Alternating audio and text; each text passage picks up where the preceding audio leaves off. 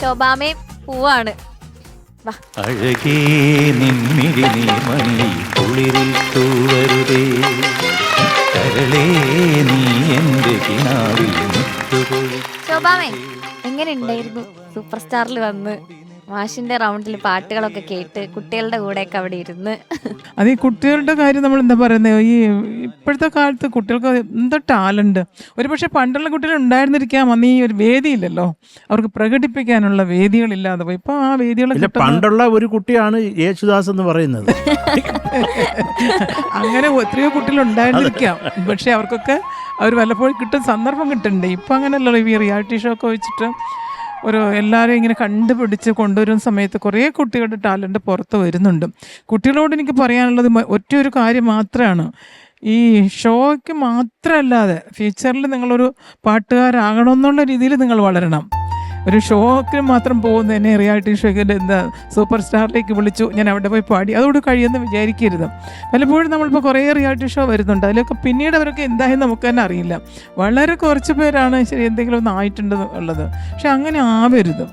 അതുപോലെ കുഞ്ഞുങ്ങളൊന്നും ശീലിക്കേണ്ടത് എന്തെന്ന് വെച്ചാൽ, ഇപ്പം നമ്മളെല്ലാവരും പാടി വെച്ചിരിക്കുന്ന പാട്ടുകൾ കേട്ട് പഠിക്കുന്നവരാണ് എല്ലാ കുട്ടികളും. അതാണ് എല്ലാവരും അങ്ങനെയാണ് ചെയ്യുന്നത് പോലും.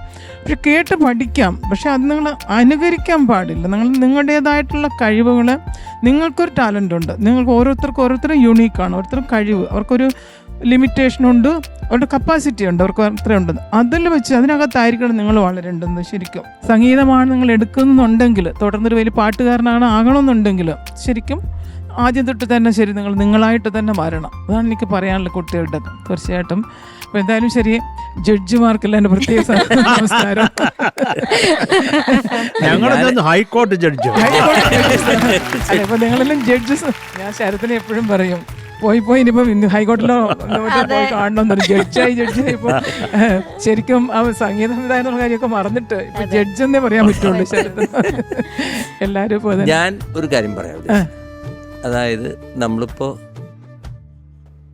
രവിയേട്ടൻ്റെ പാതിയാണ് ഇവിടെ ഇപ്പോൾ നമ്മൾക്ക് കാണാൻ സാധിക്കുന്നത്.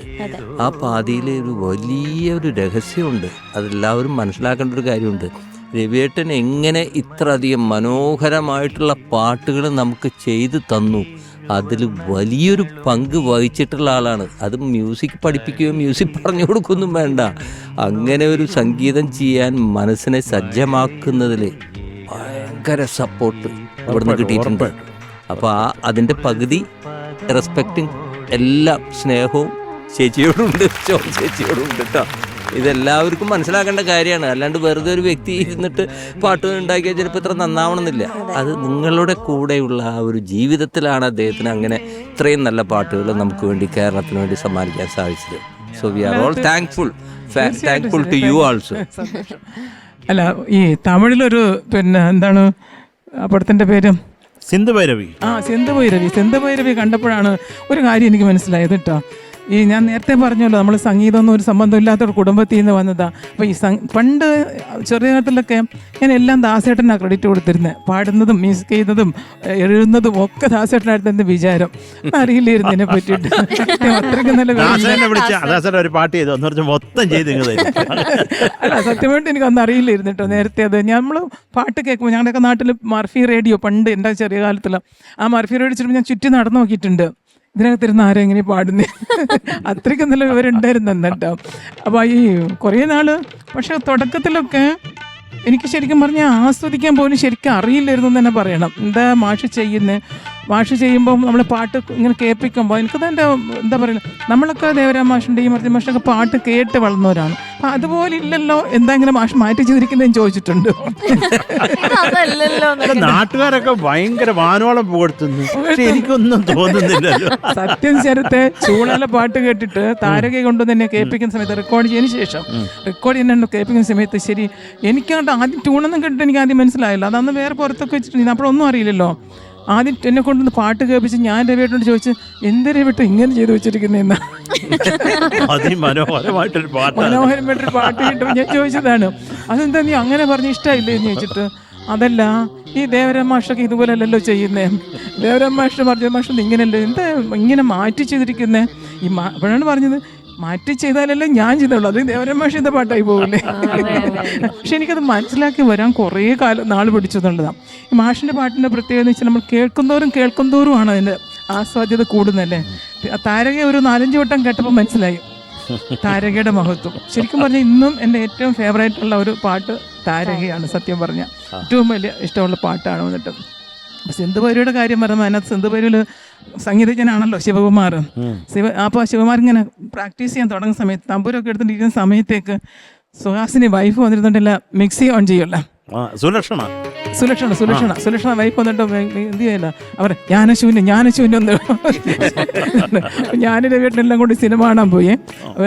അപ്പം ഞാനിത് കണ്ടിങ്ങനെ നോക്കിയിരിക്കുകയാണ്. ശരിയെന്ന് വെച്ചാൽ ഒരു സംഗീതജ്ഞനാണ്, പാട്ട് കമ്പോസ് ചെയ്യുന്നത്, ഇതൊക്കെ ചെയ്തുകൊണ്ടിരിക്കും, താമ്പൂരൊക്കെ വെച്ചെടുക്കും. അപ്പം എപ്പോഴാണെങ്കിലും ശരി അദ്ദേഹം കൊണ്ടിരിക്കുമ്പോഴത്തേക്ക് അവർ മിക്സി ഓൺ ചെയ്യും. ആ സമയത്ത് അവിടെ എണീറ്റ് പോകും. ഇപ്പം ഞാൻ പടം കണ്ടിട്ട് വീട്ടിൽ വന്നതിന് ശേഷം വളരെ സൈലൻ്റ് ആയിട്ടിരുന്നു. അപ്പം സാധാരണ എൻ്റെ വീട്ടിൽ ഞാനൊന്ന് ശ്രദ്ധിക്കാറില്ല, ഡിവേട്ടൻ കമ്പോസിങ് റൂമിലിരുന്ന് കമ്പോസ് ചെയ്യും, ഞാൻ എൻ്റെ അടുക്കളയിൽ എൻ്റെ പണി വെച്ചാൽ കഴിഞ്ഞ് കഴിയുമ്പോൾ കൊടുക്കണ്ടേ, നമ്മൾ ഭക്ഷണം കൊടുക്കണ്ടേ, അത് കാരണം ഞാൻ ചെയ്യും. പിറ്റേ ദിവസം നോക്കുമ്പോൾ അടുക്കളയിൽ നിന്ന് ഒരു ശബ്ദവും വരുന്നില്ല. അപ്പോൾ ഡേവിഡിനാണെങ്കിൽ ഇടയ്ക്കിടയ്ക്ക് ഇങ്ങനെ അടുക്കളയിൽ ഒന്ന് നോട്ടമുണ്ട്, എന്താ ചെയ്യുന്നതെന്നൊക്കെ നോക്കും. മിക്സി വിറ്റു ഇല്ല, ഞാൻ ഒരു ശബ്ദം ഉണ്ടാക്കുന്നില്ലെന്ന്. അപ്പൊ എന്നോട് ചോദിച്ചാൽ എന്താ ശബ്ദം, ഞാൻ ചെയ്യുന്നില്ല, എന്താ ഇരിക്കുന്ന? അല്ല, ഞാൻ ആലോചിക്കുമായിരുന്നു, എന്നാൽ ഈ മിക്സി ശബ്ദം ഡിസ്റ്റർബൻസ് ആവില്ലേ, അതുകൊണ്ട് അതെന്താ പെട്ടെന്ന് ഒരു ജ്ഞാനോദയം വന്ന എനിക്ക് ഇന്നലെ ഒരിക്കലില്ലാത്ത ഞാനൊന്ന് അല്ല, ആ പടത്തിനകത്തെയും ജ്ഞാനശൂന്യം എന്ന് പറഞ്ഞിട്ട് പറയുന്നുണ്ട്. എന്നെയും അങ്ങനെ ആയിരിക്കുമല്ലോ കരുതുന്നത്. ഈ കമ്പോസ് ചെയ്യുന്ന സമയത്ത് വന്നിട്ട് ഇങ്ങനെ ശബ്ദം ഉണ്ടാക്കുന്ന സമയത്ത് അടുക്കളയിൽ പല ശബ്ദം വരില്ലേ, അപ്പോൾ ഉണ്ട്. പക്ഷെ ഞാൻ അപ്പോഴാണ് ആലോചിച്ച് ഇങ്ങനെ സംഭവം ഉണ്ട്, നമ്മൾ ഡിസ്റ്റർബ് ചെയ്യാൻ പാടില്ല എന്നുള്ള കാര്യം. അപ്പോഴാണ് രവിയേട്ടൻ പറഞ്ഞത്, എന്നെ ഈ ശബ്ദങ്ങളൊന്നും ബാധിക്കില്ല, ഞാൻ കമ്പോസ് ചെയ്യുമ്പോൾ നീ നിന്റെ പണി ചെയ്തോ, കഴിഞ്ഞിട്ട് വരുമ്പോൾ എനിക്ക് ഭക്ഷണം കിട്ടണ്ടേ, അതുകൊണ്ട് എന്റെ മിക്സിയോ ഗ്രൈൻഡറോ വെച്ചോ. ഇന്ന് കഞ്ഞിയേ ഉള്ളൂ, ചമ്മന്തി ഇല്ല.